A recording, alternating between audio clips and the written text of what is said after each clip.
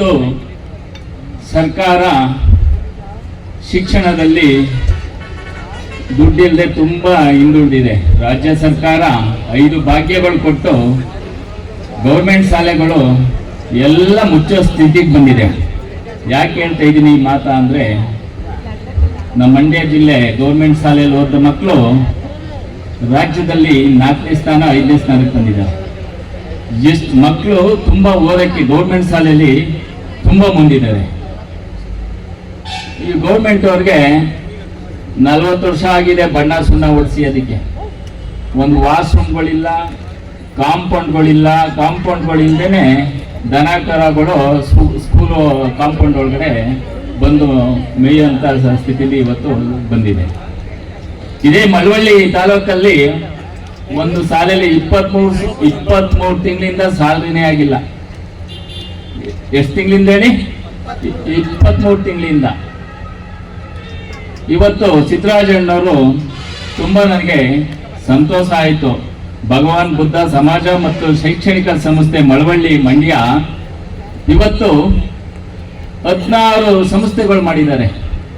ತುಂಬನೇ ಅತ್ಯಂತ ಸಂತೋಷವಾಯಿತು. ಗೌರ್ಮೆಂಟ್ ಶಾಲೆಗಳಿಗಿಂತ ಇವರು 16 ಶಾಲೆಗಳು ಮಾಡಿರೋದು ಭಾರಿ ನಿಜಕ್ಕೂ ಸಾಧನೀಯ. ಇವತ್ತು ಪ್ರೈವೇಟ್ ಇನ್ಸ್ಟಿಟ್ಯೂಷನ್ಗೆ ಇವತ್ತು ತುಂಬಾ ಕಡಿವಾಣ ಆಗ್ತಾ ಇದ್ದಾರೆ ಸರ್ಕಾರದವರು. ಸರ್ಕಾರದಿಂದ ಮಾನ್ಯತೆ ನವೀಕರಣ ಅನ್ಬಿಟ್ಟು 32 ಕ್ಲಾಸ್ ಹಾಕಿದ್ದಾರೆ. ಎಷ್ಟು? 32. ಅದಕ್ಕೆ ಲಿಫ್ಟ್ ಇರಬೇಕು, ಫೈರ್ ಇರಬೇಕು, ಕನ್ವರ್ಷನ್ ಆಗಿರ್ಬೇಕು, ಅಂಗವಿಕಲರಿಗೆ ವಾಶ್ರೂಮ್ಗಳು ಸಪ್ರೇಟ್ ಆಗಿರ್ಬೇಕು, 30 ಸೇಫ್ಟಿ ಇರಬೇಕು. ನೋಡಿ, ಇವತ್ತು ರಾಜ್ಯದಲ್ಲಿ ಹಿಂದೆ ಧರ್ಮಾತ್ಮರಿದ್ರು, ಶಾಲೆಗಳ ಎಲ್ಲ ಹಳ್ಳಿಕಟ್ಟೆ ಮೇಲೆ ಕುತ್ಕೊಂಡು ದಾನ ಕೊಟ್ಟವ್ರೆ, ಸ್ಕೂಲ್ ಕೊಟ್ಟವ್ರೆ, ಆಸ್ಪತ್ರೆಗಳು ಕೊಟ್ಟವ್ರೆ, ದನಿನ ಆಸ್ಪತ್ರೆಗಳು ಕೊಟ್ಟವ್ರೆ,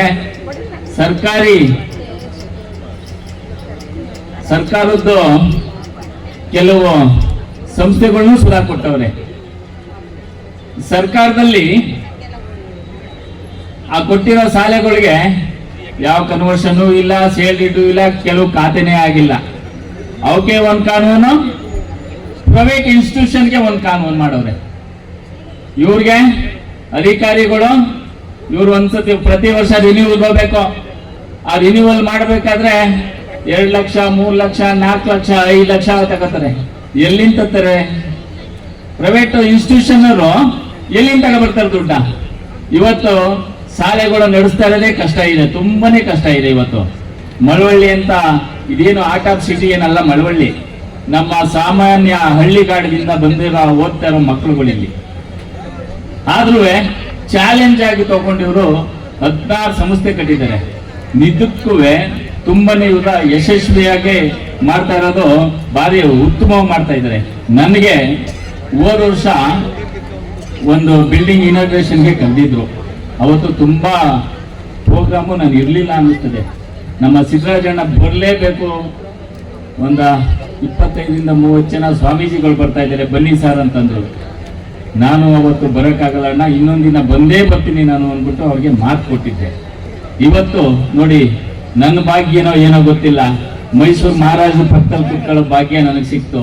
ಇವತ್ತು ಒಂದು ನಿಜ ಹೇಳ್ತೀನಿ ನಿಮಗೆ, ಒಂದು 40 ವರ್ಷದಲ್ಲಿ ಮೈಸೂರಿಗೆ ಬಂದಿದ್ದೆ ನಾನು. ನಮ್ಮ ಅಪ್ಪ ಕರ್ಕ ಬಂದಿದ್ರು. ನಮ್ಮಪ್ಪ ಕರ್ಕ ಬಂದು ಅಲ್ಲಿ ಸುತ್ತೂರಲ್ಲಿ ಪಕ್ಕದಲ್ಲಿ ತುಮನೇರ್ಲೆ ಅಂತ ನಮ್ಮ ಮನೆ ದೇವರು, ಆ ಪೂಜೆ ಮಾಡ್ಕೊಂಡು ಅರಮನೆಗೆ ಹೋಗ್ಬೇಕು ನಾವು. ನಾನು, ನಮ್ಮ ಅಣ್ಣ, ನಮ್ಮ ಅಪ್ಪ ಬಂದಿದ್ದು. ನಾವು ಇಲ್ಲೇ ಮಂಡ್ಯ ಜಿಲ್ಲೆ ಮದ್ದೂರು ತಾಲೂಕು ಹುವೇರಹಳ್ಳಿ ಅಂತ ನಮ್ಮೂರು, ಕೊಪ್ಪ ಹೋಗ್ಲಿ. ಕರ್ಕ ಬಂದು ಅರಮನೆ ನೋಡಕ್ಕೆ ನಮ್ಮಪ್ಪ ನಮ್ಮ ಅಣ್ಣನ ದುಡ್ಡಿಲ್ಲ ಒಳಗಡೆಗೆ ಹೋಗಕ್ಕೆ. ಆಗೇನೋ 2 ರೂಪಾಯೋ 3 ರೂಪಾಯಿ ಒಳಗಡೆಗೆ ಹೋಗಕ್ಕೆ ಫೀಸ್ ಇತ್ತು. ನಾನು ಪಾರ್ಕಲ್ಲಿ ಕೂತಿದ್ದೆ ನಮ್ಮ ಅಪ್ಪನ ಜೊತೆಲಿ. ನಮ್ಮ ಅಣ್ಣ ಹೋಗಿದ್ ಬಂದ ಅರಮನೆ ನೋಡ್ಕೊಂಡು. ನನಗೆ ಅವತ್ತು ಭಾರಿ ನನಗೆ ಅರಮನೆ ನೋಡಕ್ಕಾಗಿಲ್ವಲ್ಲ ಅಂತ ಅಲ್ಲಿಂದ ನಮ್ಮ ಅಪ್ಪನ ಜೊತೆ ಬಸ್ಸಲ್ಲಿ ಹೇಗೆ ಹತ್ಕೊ ಹೋದೆ. ನೋಡಿ, ನಂದು ಅದೃಷ್ಟ ಏನೋ, ನಾನು ಮಹಾರಾಜರು ಜೊತೆಲಿ ಕೂತ್ಕೊಳ್ಳೋ ಭಾಗ್ಯ ನನಗೆ ಸಿಕ್ತು. ಎಷ್ಟು ಸಂತೋಷ ಆಯ್ತಾ ಇದೆ ಅಂದ್ರೆ ನನಗೆ ಇವತ್ತು ಹೇಳ್ಕೊಳ್ಳಕ್ಕೆ ಅಸಾಧ್ಯ ಅಷ್ಟಂತ ಸಂತೋಷ ಆಗ್ತಾ ಇದೆ. ಹಂಗೇಳಿ ಯಶಸ್ವಿಯಾಗಿ ಶಾಲೆಗಳು ಮಾಡಿ ಏನೇ ಪ್ರೋತ್ಸಾಹ ಇದ್ರು ನಾನು ಮಾಡಿಕೊಡ್ತೀನಿ, ನನ್ನ ಕೈಲಾದ್ರೂ ಸಹಾಯ ಮಾಡ್ತೀನಿ. ನಮ್ಮ ಸಿದ್ದರಾಜಣ್ಣರಿಗೆ ಹುಟ್ಟುಹಬ್ಬ ಶುಭಾಶಯಗಳು, ಒಳ್ಳೇದಾಗ್ಲಿ. ಚಾಮುಂಡೇಶ್ವರಿ ಆಯುಷು ಆರೋಗ್ಯ ಐಶ್ವರ್ಯ ಕೊಟ್ಟು ಸಿದ್ದರಾಜಣ್ಣ 100 ವರ್ಷ ಖುಷಿಯಾಗಿರ್ಲಿ ಅಂತ ತುಂಬ ಹೃದಯದಿಂದ ಹಾರೈಸಿ ನನ್ನ ಮಾತು ಮುಗಿಸ್ತೀನಿ. ಜೈ ಹಿಂದ್, ಜೈ ಕರ್ನಾಟಕ.